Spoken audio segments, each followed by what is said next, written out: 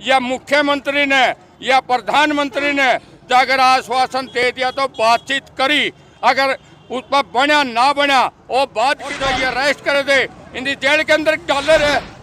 मुख्यमंत्री ऐसा शेर का बच्चा था, ये बस नहीं होगी न्यू जेल में ले जाना, रोटी खावर जेल की लट मारना था और काले झंडे दिखाने थे। गलती तो हमारी रहेगी कि भाई ये हमने इनका अपेक्षा करी, क्योंकि बीजेपी के तो चाहे कुत्ता और चाहे बिल्ली और चाहे मुख्यमंत्री और चाहे प्रधानमंत्री है, तो सारे एक के थाली के चट्टे बट्टे हैं। हमने ज्ञापन इस करके देना चाहा था भी नया नया मुख्यमंत्री है, शायद हमारी समस्याओं का समाधान कर दे। और जब हमारी कमेटी मिलने गई तो अपना पीछे से फूर हो गया, इसलिए हमने कल मीटिंग करके इसको भगोड़ा मुख्यमंत्री का खिताब भी देने का काम किया है और आज विरोध स्वरूप इसकी शव यात्रा निकाल कर पुतला फूकने का काम किया है।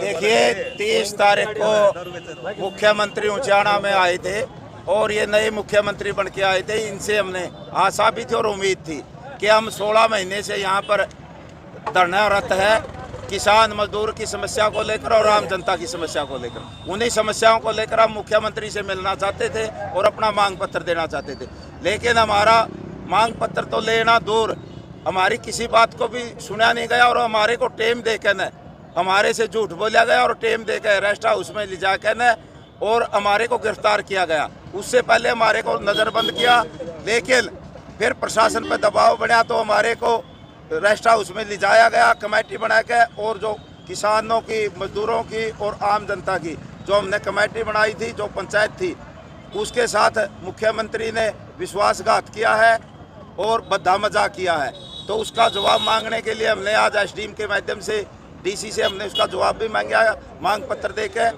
और आज मुख्यमंत्री का हमने रोष मार्च निकालकर यहाँ पर शव यात्रा निकालकर पुतला दहन करने का काम किया गया। क्या मांग थी, क्या मांग लेकर जा रहे हैं? हमारी मांग थी कि डेकलाइड से एक माइनर निकाला जाए, जो 30 साल पुरानी मांग है। गुरुकुल खेड़ा को यूनिवर्सिटी का दर्जा दिया जाए, यहाँ पर खेल स्टेडियम बने, सरकारी कॉलेज बने, साफ पानी पीने को मिले, ऊपरगामी रेलवे पुल बने और क्षेत्र मांडित हुआ। बारिश के समय में पानी भर जाता है तो वहाँ कर एक पानी निकासी का ड्रेन का ये मांग तो लंबे समय से मांग रहे हो। बिल्कुल 16 महीने से हम बैठे हैं और पिछले मुख्यमंत्री ने, पिछले जो यहाँ का डिप्टी सीएम था, यहाँ से विधायक था या सांसद विजेंद्र सिंह था, हमारी किसी भी समस्या पर कोई संज्ञान नहीं लिया गया। इसलिए हमें नए मुख्यमंत्री से उम्मीद थी, लेकिन वो शेर का भाई बघेरा कुद्द नो यो एक कुद्द तेरा यो उनसे भी तेरा कूद गया। इसने हमारे साथ विश्वासघात किया, झूठ बोली और जब हमारी कमेटी मिलने गई तो अपना पीछे से फूर हो गया। इसलिए हमने कल मीटिंग करके इसको भगोड़ा मुख्यमंत्री का खिताब भी देने का काम किया है और आज विरोध स्वरूप इसकी शव यात्रा निकाल कर पुतला फूकने का काम किया है। हाँ जी ताऊ जी, क्या कहना चाहिए? मुख्यमंत्री से नहीं मिलने दिया गया, यानी इस क्षेत्र में मुख्यमंत्री जी पहुंच रहे थे तो जो किसान मजदूर मिलने जा रहे थे नहीं मिलने दिया गया। जो पंचायत का प्रशासन से या सीएम मुख्यमंत्री से आश्वासन आया और पंचायत के साथ बड़ा विश्वासघात किया है, हम इसकी घोर निंदा करते हैं। आज तक ये नहीं हुआ था पंचायत का आह्वान नहीं हुआ था। जो इसको घनौना काम किया है, सरुए में आते हुए उचाना की धरती पर ही उतरा था, अंधे पंचायत का विरोध किया, इसका कल भी विरोध होया। हर जगह इसकी भाजपा सरकार की तानाशाही नहीं चलेगी। अब मतलब पहली बार पहुंचे थे मुख्यमंत्री? हाँ, पंचायत के लिए बहुत धोखा करे जी। पंचायत के लिए आज तक किसी प्रशासन ने या मुख्यमंत्री ने या प्रधानमंत्री ने अगर आश्वासन दे दिया तो बातचीत करी, अगर उस पर बना ना बना वो बात की बात थी। पंचायत या रेपुटेशन बुलाने का उनका अधिकार था या उनको नाच देना था, भाई मैं बात नहीं करूंगा, कोई दिक्कत नहीं थी। और जो ये अरेस्ट कर दे, इनकी जेल के अंदर डॉलर है। मुख्यमंत्री ऐसा शेर का बच्चा था, ये बस नहीं होगी न्यू जेल में ले जाना, रोटी खावर जेल की, कोई दिक्कत नहीं थी। ऐसी कोई बात नहीं है कि ये जेल से डरेंगे, और ना जेल से डरते ना रेल से डरते हैं। अपनी हक की मांग उठाएंगे और हक लेकर रहेंगे। जो स्वामीनाथन है, एमएसपी की गारंटी है। आज हमारी शर्त 4500 और 4800 पेट्रोल लाग रही है। हमारे किसानों के साथ में इतना बद्दा मजाक लाग रहा है। आज मंडी में हम मुख्यमंत्री से कहना चाहते हैं, आपके माध्यम से, चैनल के मीडिया के माध्यम से, आज 48 और 4500 पेट्रोल लाग रही है। क्या कारण है? एक बात तो कहो, हमें एमएसपी देवांगे, एमएसपी कहाँ रहेगी? उसका एमएसपी का तो समर्थन मूल्य 5600 है। हमारे आज किसान 1000 प्रति क्विंटल घाटे में दान लग रहा है। किसकी सरकार है यह पब्लिक को सोचनी पड़ेगी और ये देखना पड़ेगा टाइम है क्या है 24 का। अगर नहीं समझी पब्लिक, ये पब्लिक का दोस्त है। कदे कांग्रेस में भाजपा में चले गए, भाजपा वाले कांग्रेस में आ गए, यही पब्लिक को सोचना पड़ेगा। असली आदमी को वोट देना पड़ेगा और भाजपा और जेजेपी को हराना पड़ेगा। हमारी पूरी हिंदुस्तान से ये आपके माध्यम से यही काल है, बीजेपी को हटाओ और देश बचाओ। अगर देश नहीं बचेगा तो हमारी जमीन भी जाएंगी, हमारी बहू बेटियों की और इससे ज्यादा बदनामी होगी और इज्जत लूटी जाएगी। तो हमारा तो यही कहना है जी। धन्यवाद। तो आपका बहुत बहुत धन्यवाद है जी। ठीक है जी।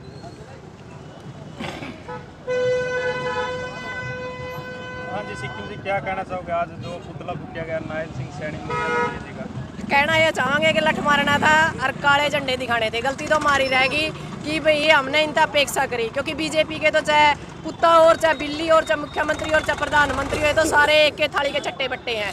हमने ज्ञापन इस करके देना चाहा था भी नया मुख्यमंत्री है, शायद हमारी समस्याओं का समाधान कर दे। 16 महीने तक हम लगातार उचाना तहसील में बैठे हैं, जहाँ से एमपी भी था और जहाँ से डिप्टी सीएम भी था, पर उसके बावजूद भी हमारी जो मांगे उन पर संज्ञान नहीं लिया गया। हमने गलती तय मुख्यमंत्री तय अपेक्षा कर ली, उस अपेक्षा का चक्कर में सारा दिन हमें नज़रबंद रखा गया। उसके बाद जब उनकी ये लग गया कि भाई दफ्तर का उद्घाटन करना आवेगा रणजीत वाला दफ्तर का उचाना में, भाई कदा ये बहिष्कार नहीं कर दे, बस में बिठाया कर रेस्ट हाउस में रखे, तो ना तो ये कह सकते कि भाई ये लोग हमारे साथ कर क्या रहे हैं। इनकी तो लोकतंत्र की धज्जियां उड़ा रखी है, ना इसमें कानून बचा, ना लोकतंत्र बचा, ना बाबा साहब का जो अम्बेडकर का जो संविधान था ना वो बचा। क्योंकि ज्ञापन हमने कल 3 देने थे।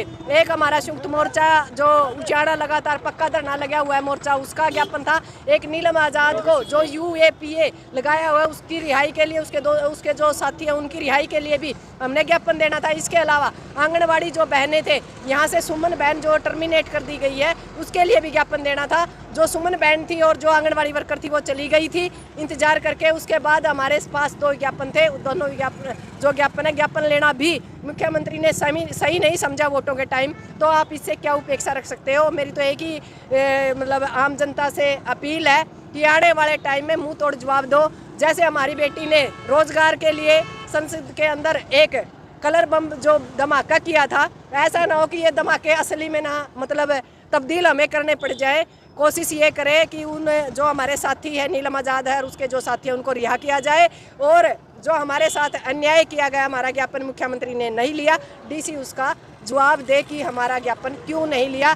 ऐसी कौन सी समस्या थी कि हम ज्ञापन भी नहीं दे सकते? कोई बम देने नहीं गए थे उन लोगों को। इस बार लोकसभा की बात करें या फिर हरियाणा में, किस तरह के आदमी आने चाहिए आगे? नहीं, हिसार लोकसभा से यह बात तो भूल जो भाई, ये 2 परिवार आएंगे तो वोट बिल्कुल नहीं मिलेंगे। कौन से 2 परिवार? चौटाला परिवार और जो वीरेंद्र परिवार है। जो जी करे तो भाजपा में कूद जाए, जी करे कांग्रेस में कूद जाए। तो हमारे कांग्रेस वाले का कहना है जो कोई सीटड़ी तो हमने कटवानी हो तो परिवार तो आपका परिवार है। नहीं, हमारा परिवार मतलब जे हमारा परिवार गुंडा है, हमारा परिवार बलात्कारी है, हमारा परिवार अत्याचारी है, हमारा परिवार यदि शोषण करता है तो मैं तो अपने बेटे की अपने घर वाला की भी नहीं गेला खड़ी हूँ। ये तो हमारा परिवार है। परिवार की जगह है।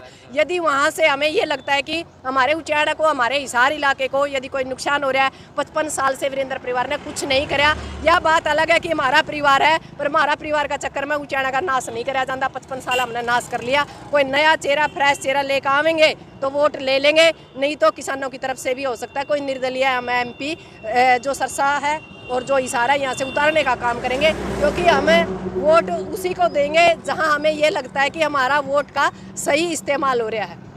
तो विधानसभा के चुनाव भी लगभग 6 महीने बाकी है जी। उचाना का किस तरह के नहीं, उचाना का रुख है एक नया आगाज हम यहाँ से निकालने का कोशिश करेंगे। एक तीसरा नया फ्रेश चेहरा होगा जो उसको यहाँ से उतारने का काम करेंगे। पार्टियों पे हम ज़्यादा सा विश्वास नहीं करते, चेहरों पे ज़्यादा सा विश्वास नहीं करते। हम उन लोगों को आगे ले जाने का काम करेंगे जो विधानसभा और संसद के अंदर हमारी आवाज़ उठाना चाहे। मतलब सीधी सी बात है कि जो सड़क के साथ लड़ाई अब हमें विधानसभा और संसद की भी लड़नी पड़ेगी।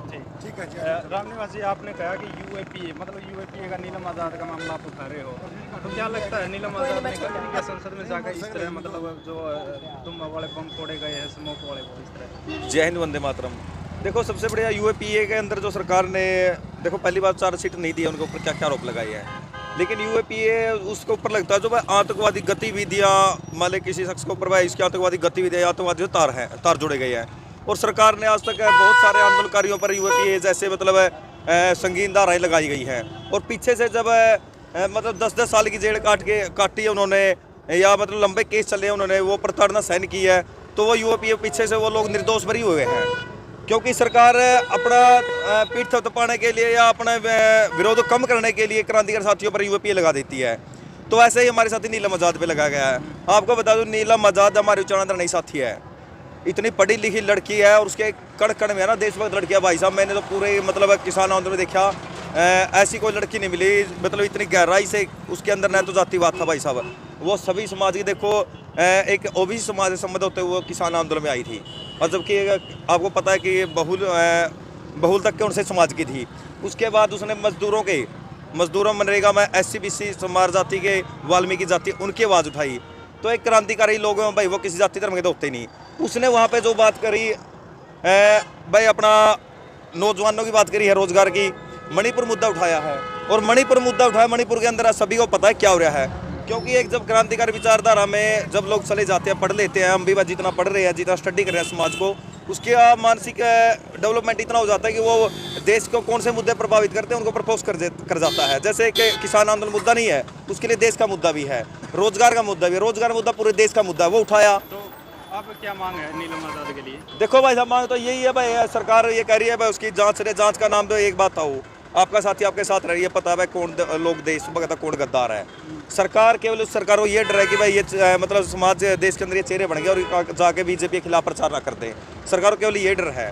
और जहाँ तक उन लड़कों को भी देखा उसके साथ थे, आप गूगल खोलोगे, उन्होंने स्टडी करोगे, वो भी सारे देशभक्त विचारधारा सही है। और रही बात उनकी भाई कि भाई उन्होंने गलत करा सही करा, जब आदमी, हम तो ये मानते हैं अगर उसको मरना होता ना, घर पर फांसी खा के मर जाती ना, उससे बेटर है कि बस उसने देश की आवाज़ को बुलंद कराया है, जनता मुद्दे उठाए हैं।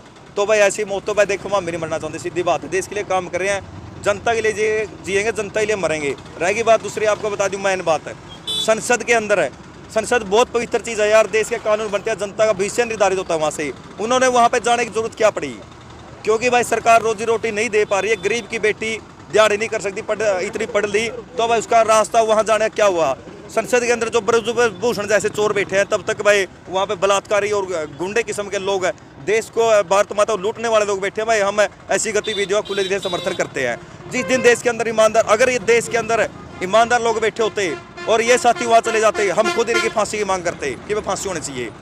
तो जो लोग खुद ही चोर हैं, वो दूसरे देशभक्त लोगों को बता रहे हैं कि भाई ये आतंकवादी हैं, तो ये कभी भी दोहरा चेहरा सरकार का बर्दाश्त नहीं करेंगे। और दूसरी बात आ जाऊँ आपको, सबसे मेन बात है, जो जाट समाज बीजेपी से बिल्कुल कट हो गया हरियाणा में।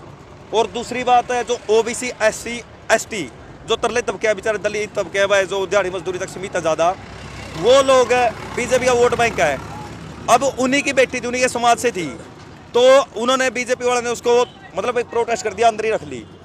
अब ऐसे ही गगाँव में होंगे, कल ऐसे इनको रख दिया, कोई जरूरी थोड़ी है।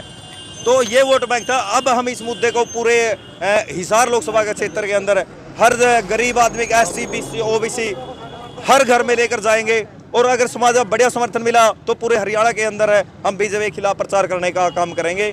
जय हिंद, धन्यवाद, वंदे मातरम।